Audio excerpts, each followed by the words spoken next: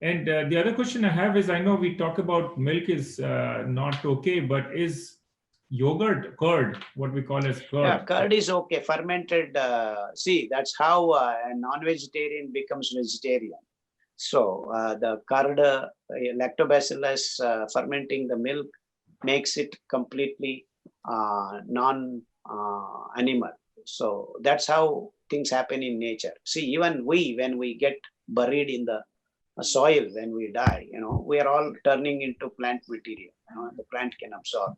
So the fermentation processes, the microbes are the bridges between non-vegetarian to vegetarian, vegetarian to non-vegetarian. In our body, when we eat plant material, because of gut microbes, we make meat, we make fat, and that's how the vegetarian materials are turning into non-vegetarians. This is a fantastic concept, the idea.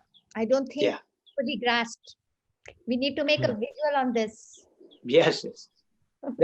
That's how it is natural. I mean, it's nature's beauty. That, in fact, lacto-vegetarianism is first propagated by Guru Nanak Singh.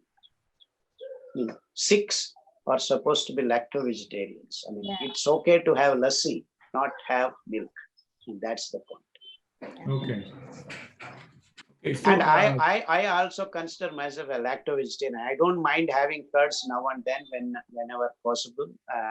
But I'm not a strict vegan. Yeah, it's good to be a vegan.